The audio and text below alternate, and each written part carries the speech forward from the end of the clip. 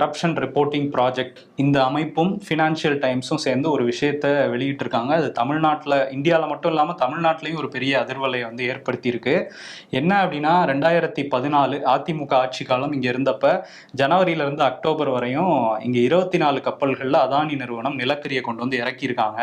அது எங்கேருந்து வாங்கிட்டு வந்திருக்காங்கன்னா, இந்தோனேஷியாவிலேருந்து வாங்கிட்டு வந்திருக்காங்க.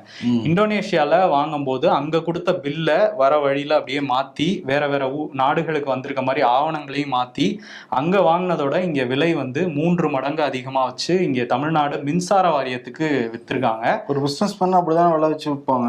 இதுல என்ன பெரிய குறையா?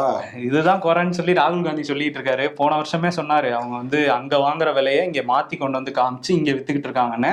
இப்ப அதை வந்து ஆதாரத்தோட இந்த OCCP-யும் ஃபினான்ஷியல் டைம்ஸும் சேர்ந்து வெளியிட்டு இருக்காங்க.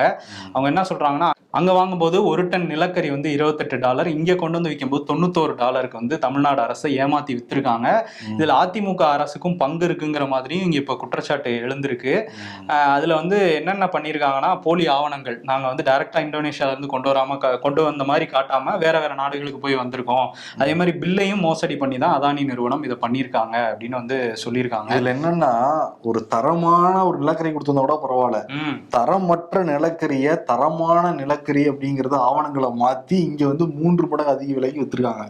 நம்ம ஆட்களும் ஐ சூப்பர், இது தரமா இருக்கே பார்த்தோன்னே கண்டுபிடிச்சிருவாங்க. அதனால வந்து இது தரமா இருக்குன்னு சொல்லிட்டு அங்க உள்ள டான்ஜெட் கோலையும் வாங்கி இதை வச்சிருந்திருக்காங்க. 70,000 டன், கிட்டத்தட்ட 70,000 டன் வந்து இந்த காலகட்டத்துல அதிக விலைக்கு தரமற்ற நிலக்கரியை நம்ம தமிழ்நாட்டு தலையில கட்டியிருக்காரு அதானி. ஒரு டன்னுக்கே நம்ம சொன்னோம், 70,000 டன்னுங்கிறத யோசிச்சு பாத்துக்கணும். இப்ப நம்ம முகத்துல எல்லாம் கரியல்லி பூசுறாங்க, பூசிட்டாங்க. அதுதான் வந்து அறப்போர் இயக்கத்தோட ஜெயராமன் அவர் வந்து என்ன சொல்லியிருக்காருன்னா, 2012 இருந்து 16 அதிமுக ஆட்சி காலத்துல தமிழ்நாடு மின்சார வாரியத்துக்கு 6,000 கோடி இழப்பு ஏற்பட்டுச்சு. இதுல 3,000 கோடி அதானியால ஏற்பட்டிருக்கு அப்படின்னு சொல்லி அவரும் சில தரவுகள்லாம் சொல்லியிருக்காரு. இங்க உள்ள இப்போ தங்கம் தென்னரசு, முதல்வர் ஸ்டாலின் இவங்களெல்லாம் டேக் பண்ணி நீங்க நடவடிக்கை எடுப்பீங்களா அப்படிங்கிற கேள்வியையும் எழுப்பியிருக்காரு. ஓகே, பொறுத்திருந்து பார்ப்போம். ஒரு முதலாளியை பத்தி பேசுறப்ப இன்னொரு தொழிற்சாலை ஞாபகம்